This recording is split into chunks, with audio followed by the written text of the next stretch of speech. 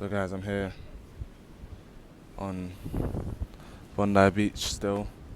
It's my last few days before I go home. So I thought I'd come here, have some of my breakfast, and sort of talk on a topic that's been on my mind for a little while. I wanted to make this video probably about 6 months back, but I never got around to it. So now I think is the time. And I want to talk about forgiveness. I want to talk about what forgiveness is, like why you should forgive, what happens if you don't forgive, all of that sort of stuff. And I want to talk about, firstly, what is forgiveness? Forgiveness to me is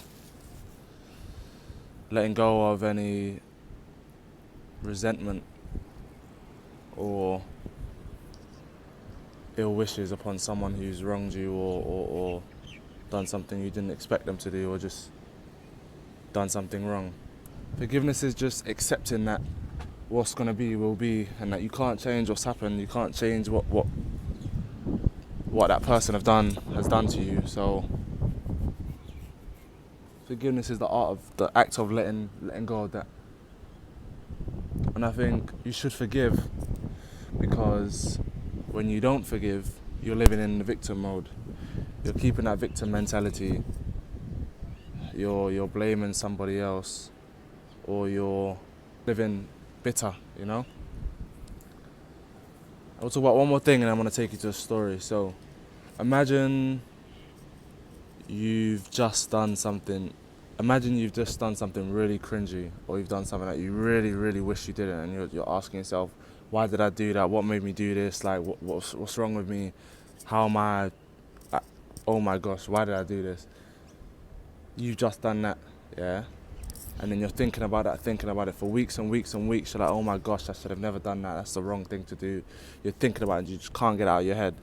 And then imagine there's someone who remembers you doing that thing, and they're exactly the same. They're not forgetting about it. They're keeping it in their mind. They're holding it against you. They're like, I can remember when you done that, Caleb. I remember when you done this. I remember when you done that. And they're just holding it against you. Imagine how that would make you feel, because there's nothing you can do about it now. It's done, it's finished, it's over, done and dusted. You can't do anything about it.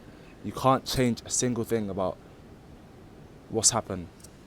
In forgiveness, you're letting go of the past. In forgiveness, you're accepting that what will be will be. Because harboring any resentment towards someone is holding you back. How are you gonna grow when you have anger in your body? How are you gonna grow when you harbor resentment towards your mom or your dad or your ex-girlfriend or ex-boyfriend or old friend who did you wrong? You can't grow because you're still living in that same person's mind from 3 years ago or 2 weeks ago or yesterday where they wronged you.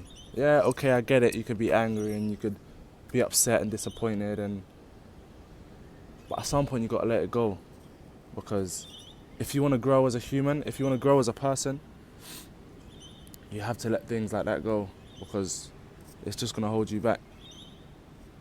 It's honestly just going to hold you back. I want to talk about a story when I was growing up.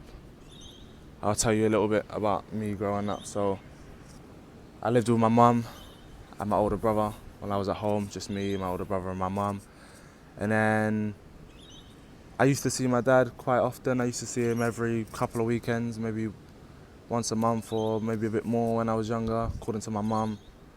But my parents were split from when I was a baby. They were split, so I never lived with my mum and my dad, from what I can remember. And when I was about 4 or 5, my dad got a new girlfriend, and I used to go around to their house, and she was my stepmom, really. And when I was about 7, my older brother left home. He went to go live with his dad, who lived in about an hour away, maybe less, but about an hour away from where we were living at the time. So at that point, it was just me and my mum. And then about a year later, maybe a year and a half later, I was about 8, nearly 9, is when my dad went off the grid. I didn't see him, I didn't speak to him, he never said bye, I didn't know what happened. I didn't see him for about 6 years, until I was about 14. Um, so yeah, it was just complete, just gone. I didn't know anything, just left, just. And as an 8-year-old, I mean 8, 9, 10, 11, 12, 13, 14, I had to deal with that. I had to deal with the fact that it's not that I didn't have a dad, it's that I had a dad and he just left. I wasn't born with no dad, or my dad didn't pass. I was just wasn't there anymore. And no one, at least what they told me, people didn't have an idea as to what happened. So all of those years I went through different phases of thinking what's happened, like has he died, has he gone to jail, has he just left, like is it something I said as a little kid? You know how kids think. And it got to a point where I was about 12, 13, and I basically just shut all of those emotions out. Not that I worked on it or done therapy about it or made it better. I just shut the emotions out, and I would tell myself, I don't need that guy. I don't need no dad. Like, he's gone. I can do it by myself. I'm gonna make it by myself. I would just cover all my emotions with that, like with saying that. And to be honest, I don't think it helped. I think it looked like a cover, looked like a mask, is because everybody else I knew was doing the same thing, because a lot of people didn't have dads growing up, so they would always say, F my dad, he's gone, man, I don't care about him, all that sort of stuff. But it got to a point where I just didn't want to see my dad anymore. I didn't want him to ever be a part of my life again. And then one day I saw him again when I was 14, I think. 14 or maybe 15. And I just let go. I started crying. I didn't know what to do. I was just crying. And that moment is always blurred to me, because I never thought about how I was actually going to react if I ever saw him again, because to be honest, I didn't think I would. So I was always thinking, like, I was never going to see him again. And then when the moment did come, I had no idea what to do. I didn't walk out like I thought I would. I didn't tell him to leave or F himself like I thought I would. I just cried. From then, I sit here and I harbour no resentment or ill willing towards my dad. I love my dad. I see him a lot. I have a better relationship with him now than I ever have. And I think it's important to forgive. I think it's our first time, it's every one of our first time living on this earth. Everyone makes mistakes, some bigger than others, some smaller than others. But if my dad came back into my life when I was 14 and I shunned him out,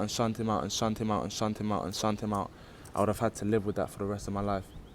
And he would have had to live with that for the rest of his life. I believe actions have consequences, but to a limit.